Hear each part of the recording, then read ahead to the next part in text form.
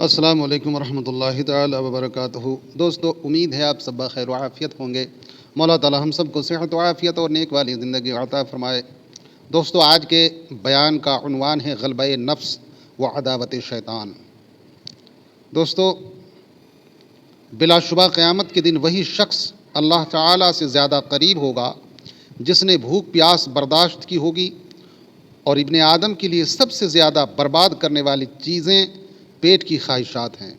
اس پیٹ کی بدولت حضرت آدم اور حوا علیہم السلام جنت سے ذلت اور فقر و فاقہ کی زمین پر اتارے گئے۔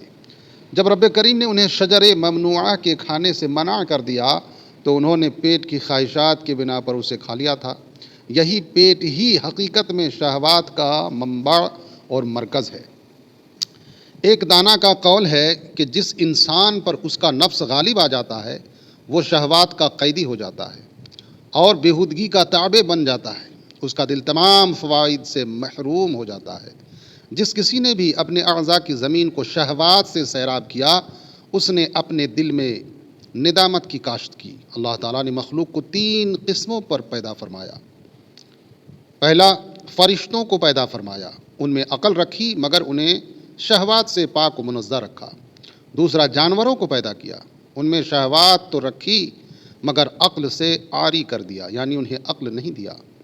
تیسرا، انسان کو پیدا کیا، ان میں عقل اور شہوت دونوں جمع کر دیا۔ اب جس انسان کی عقل پر اس کی شہوت غالب آ جاتی ہے وہ جانوروں سے بدتر ہے، اور جس مسلمان کی شہوات پر اس کی عقل غالب آ جاتی ہے وہ فرشتوں سے بھی بہتر ہے۔ سبحان اللہ۔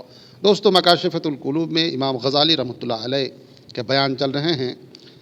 فرماتے ہیں کہ حضرت ابراہیم خواص رحمہ اللہ کہتے ہیں، میں لکام کے پہاڑ میں تھا، وہاں میں نے انار دیکھے اور میرے دل میں انہیں کھانے کی خواہش ہوئی، چنانچہ میں نے ایک انار اٹھا کر اسے 2 ٹکڑے کیا مگر وہ ترش نکلا، یعنی خراب نکلا، لہذا میں نے اسے پھینک دیا اور چل پڑا۔ چند قدم آگے جا کر میں نے ایک ایسے شخص کو دیکھا جو زمین پر پڑا ہوا تھا اور اس پر بھیڑیں چمٹی ہوئی تھیں، مدھمکھی۔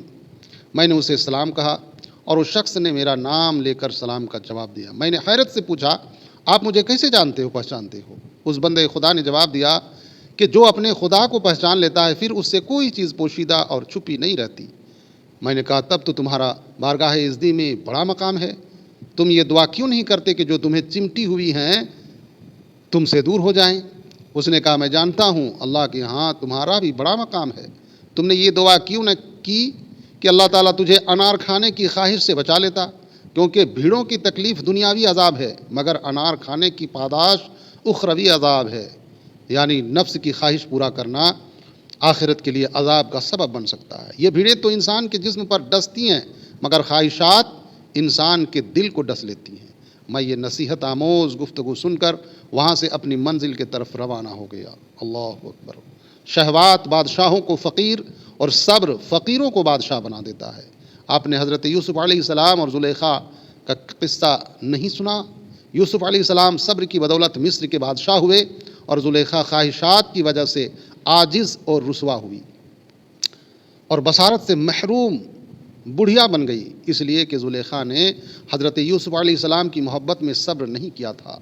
لہٰذا ہمیں چاہیے کہ مولا کے تسبیح و تحلیلات اور ذکر و اذکار میں اپنا اوقات گزاریں اور غلبہ نفس و عداوت شیطان، یہ غلبہ نفس کو غلبہ ہونے سے اپنے آپ کو بچاتے رہیں اور شیطان کے ساتھ دشمنی نبھاتے رہیں، شیطان کو جوتا مارتے رہیں تاکہ آنے والی زندگی ہماری اور ہمارے آنے والی نسلوں کو سبق مل سکے۔ مولا تعالیٰ ہم سب کو کہنے سننے سے زیادہ عمل کی توفیق عطا فرمائے، دین و دنیا کے برکات سے فیضیاب فرمائے۔